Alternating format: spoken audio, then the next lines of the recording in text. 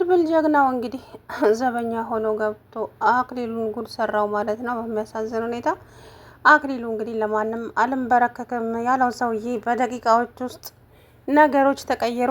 እኔ ሰገን ማንነቱን ትነግራለች ብዬ ፈርቼ ነበረ። እንግዲህ አልተናገረችም። እሷ አውቃ የጠጣ ሰው መስላ ብዙ ማውራት ፈልጋ ነበረ። ነገሮቹን እንግዲህ እንዴት እንዳደረገችው አይታችኋል። እሱም ተናዶ በጥፊ መኝታ ላይ ደፍቷት እንግዲህ ሄደ ማለት ነው። ታዲያ ከዚህ በኋላ ምን አይነት እጣ ፋንታ ነው የሚኖራት ይመስላችኋል? እንግዲህ የእሷ እጣ ፋንታ አሁን ከዚህ ይጀምራል። አንደኛ መድብል ሰውየውን ይዞታል። መድብል ሰውየውን ግጥም አድርጎ ይዞታል። ስለዚህ ሞገስም መጥቶ ድምፅ ሳሰማ ሊያግዘው ይችላል። አላቅም ግን ደግሞ ያን ሰውዬ እዛ ጋ ፌንት ካስነቀለው በኋላ ቀጥታ የት ነው የሚሄደው?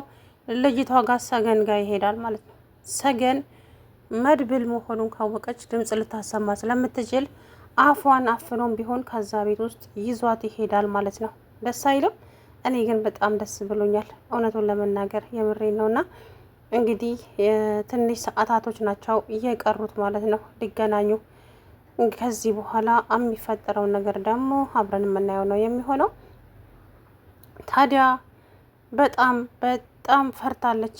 እባክሽ ይሄን ቁልፍ ክፈችልኝና ልውጣ ስትላት የአክሊሉ እናት የዋዛ አይደለችም።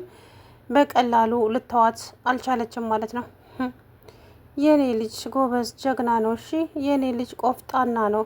ስነ ስርዓትሽን ያዢ። ስለ እኔ ልጅ መጥፎ ነገር፣ ስለ እኔ ልጅ ክፉ ነገር አወራለሁ ብለሽ ከባድ ችግር እንዳታመጪ ተናግሬያለሁ እያለች ልጅቱን ማስፈራራት ጀመረች። አይታዩ በቃ የአክሊሉ እናት ልጅሽ ግን ጨካኝ አረመኔ ነው። በግድ በጉልበቱ ነው አግቶ እዚህ የሚያሰቃየኝ። እኔ በጣም የምወደውና በጣም የማፈቅረው ሰው አለኝ። እሱ ገሎሻል ብሎ እሱን አሳስሮ እኔን ግን አግቶ እዚህ አመጣኝ። አየሽ የልጅሽ ክፋት። አንቺ ስለ ልጄ ነው እንደዚህ የምታወሪው? አዎ ስለ ልጅሽ። ልጅሽ በጣም ክፉና ጨካኝ ሰው ነው። አንቺ ግን ጥሩ ሰው ነሽ። ከዛ በኋላ ስነ ስርዓት ያዥ ብያለሁ። ስለ ልጄ ክፉ ነገር አወራለሁ የምትይ ከሆነ ግን ከአሁን ሰዓት ጀምሮ ከኔ ጋር ትጣያለሽ አለቻት። እንግዲህ ይሆንልሽ አሁን ውጪልኝ ከክላሴ አለቻት ተናዳ ሰገን። ታዲያ ማሚም ከዛ አረቺ ምን አይነት ልጅ ናት ጭራሽ እላይ ላይ ትጮህብኛለች እንዴ? ምን አይነት ባለጌ ናት ስትል እንግዲህ በጣም ተናደደች ማለት ነው። ከዛ ቆይ ምንድን ነው አላማሽ? ምን አላማ ላይ? ልጅሽን ጠይቂው እንጂ እኔን ለምን ትጠይቅኛለሽ? ማሚ ልጅሽ በጣም መጥፎ ሰው ነው፣ ጨካኝ ነው፣ ለሰው የማይራራ የቀንጅብ ነው። ከዛ በኋላ እንግዲህ ሞገስ ጥሩ ሀሳብ አመጣለት ማለት ነው። ያም ሀሳብ ምንድን ነው? ዘበኛ ሆነ ግባና እቺ ልጅ እዚህ ቤት ውስጥ ያለችው እውነት ሰገን ከሆነች ታጣራለህ። ሰገን ከሆነች ሰውየውን ፌን ታስጠነቅለውና ልጅቷን ይዘህ ታመልጣለህ አረችው። ታዲያ ለዚች ለሰገን የተሰጣት ስልክ በማን ስም እንደወጣ ሲም ካርዱ ከቴሌ ቼክ ተደረገ። በዳጣ ነው የወጣው፣ ዳጣ ደረጀ በሚል። ታዲያ ዳጣ ደረጀ ሲል እንግዲህ አቶ አክሊሉ አራስ ነብር ሆኗል። መርዞን ጠራውና ዳጣን የምትባል ታውቃታለህ እንዴ ሲል ደግሞ እሷን እዚህ ምን አመጣት እያለ ልጁ በጣም ደነገጠ።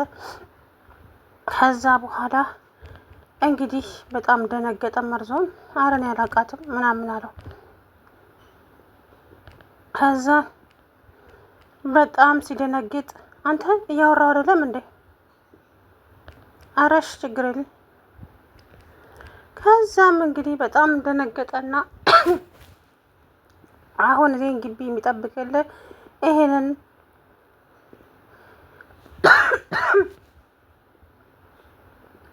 የሚጠብቅልህ ሰው አመጣልሃለሁ ዘበኛ አለው። ከዛም እሺ ምን አይነት ዘበኛ? ዘበኛ ነው። አክሊሉ ደግሞ እኔ ደላላ ላይ ከየትም ታፍ ታፍ ብዬ ይሄ ግቢ መጽዳት አለበት። አሁን ክረምት ስለሆነ አበቦቹም አድገዋል፣ እነሱም መርከከም አለባቸው። እኔ ስራ ባይኖረኝና ታውቃለህ የደላላ ስራ ለጊዜው እያሯሯጠ ነው። ስለዚህ እንደዛ አይሆንም እናም ሲል እሺ ሞገስ ማነው መድብል በመከራ ተስማማ። ፊቱን እኮ አልሸፈነውም። እኔ ካሁን አየው እያልኩ እየደነገጥኩኝ ነበረና በጣም ነበረ የገረመኝ። ግን ከዛ በኋላ እንግዲህ ሰገን መቀበጣጠር ጀመረች። አውቃ አቅሏን እንደሳተ ሰው ወይም እንደሰከረ ሰው ሆነ። ከዛ በኋላ ቆይ ምንድን ነው የምትፈልጊው? ምንም። ምን እፈልጋለሁ? ማን ነው ይሄን ስልክ የሰጠሽ? የሰጠኝማ የድሮ የመጀመሪያ ፍቅሬ ልበልህ። አይ እሱ ነው ማለት ነው። እሱ ቢሆንማ እዚህ ስልኩን ብቻ ሰጥቶኝ አይሄድም። ከዛ እና ማን ነው? ማንም አልሰጠኝም። ከዛ በኋላ እና ታዲያ ምንድን ነው? ምንም አልኩ። ምንም በቃ መብት አይደለም እንዴ እያለች በቃ ያልሆነ ነገር መናገር ጀመረች ማለት ነው። ሊዲያ እያናገርኩሽ እኮ ነው። ማንሽ? ሰገን እያወራውሽ አይደለም እንዴ? እሺ ምን አደረግኩ? ያደረግሽውንም አታውቂም ማለት ነው ሊዲያ። ቆይ ነው የምልሽ ለምንድን ነው እንደ ህፃን ልጅ የምትሆኚው? እኔ እያወራውሽ እንደ ህፃን ልጅ አታርጊ ራስሽን። ስነ ስርዓት ያዥና አውሪኝ የምታወሪኝ ከሆነ። አለበለዚያ ግን ይኸውልሽ ለማደርገው ነገር ተጠያቂ ያሉን። ምን ለእኔ ብርቅ ነው እንዴ መመታት? ምታኝ ሲል በጥፊ ዥው ሲያደርጋት በአፍጢሟ ሄዳ ተደፋች። ከዛ በኋላ ጥሏት ሄድና እንግዲህ ያንን ሲሚ ካርድ ማጣራት ጀመረ። ማን ነው ምንድን ነው የሚለው ነገር በጣም አስጨንቆት ስለነበር ማለት ነው።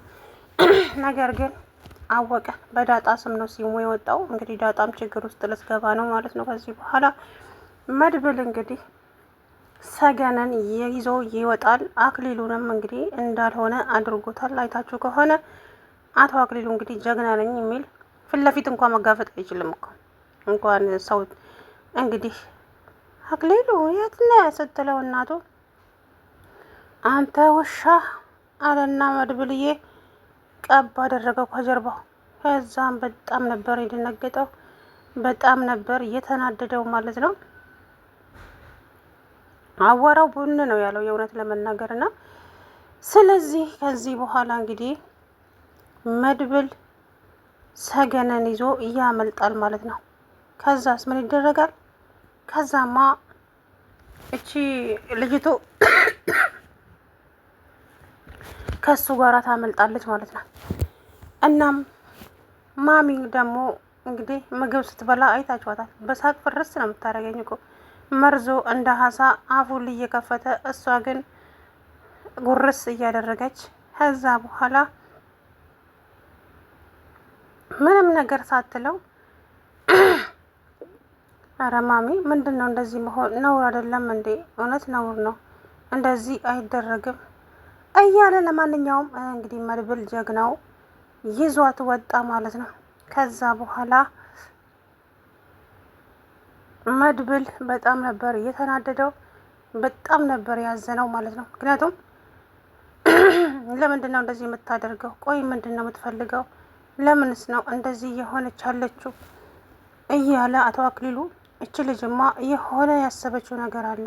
አዎ የሆነ ነገርማ አለ፣ ከጀርባዬም የሆነ ነገር እየተደረገ እንደሆነ እየተሰማኝ ነው። ሰገን ማን ነው ሊረዳሽ የሞከረው? ያ መድብል የድሮ ፍቅረኛሽ ሲሆን በአጥር ላይ እየዘለለ የሚገባው እሱ ነው ማለት ነው እያለ እንግዲህ ብቻውን ሲያወራ ቆየና ከዛ በኋላ ተናዶ ጥሏት ወጣ ማለት ነው። ጥሏት ወጣ። እንግዲህ ከዚህ በኋላ ደግሞ ምን የሚፈጠር ይመስላችኋል? መድብል ቀላል ሰው አይደለም እንዳያሰባችሁት። እውነቴ ነው። ለማንም እንባ የሚንበረከክ ሰው ነው የመድብል ጀግንነት ግን ሲያስደስተኝ የምር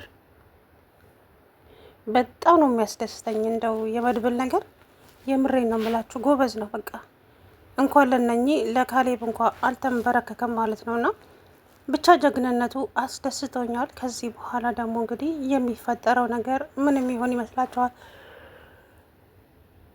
አይ መድብል እንግዲህ ሰገንን ከዚህ በኋላ መድብል እጅ ትገባለች። ሰገን የመድብል ትሆናለች። አቶ አክሊሉ እንደ ውሻ ዘግቶባት እዛ ሲያሰቃያት ልጅሽ ክፉ ሰው ነው፣ ጨካኝ ነው፣ ይኸውልሽ እዚህ ውስጥ ዘግቶብኝ ያሰቃየኛል።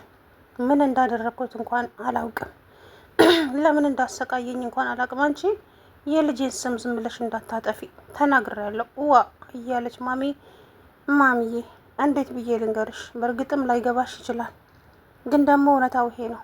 ልጅሽ አግቶ ነው የሚያሰቃየኝ። እዚህ ምን እንደሆነ እንኳን ምንም እኮ ላውቀው አልችልም። ለምን እዚህ እንዳመጣኝም አላውቅም። ሴት ጠፍቶ ነው አንቺን እዚህ አግቶ ያመጣሽ? ዋ ስነ ስርዓት ያዥ አንቺ፣ በልጄማ ቀልድ አላውቅም እያለች እንግዲህ ሰላም። ውድና የተከበራችሁ የቻናሌ ቤተሰቦች እንዴት ናችሁ? አለው ደህና ነኝ።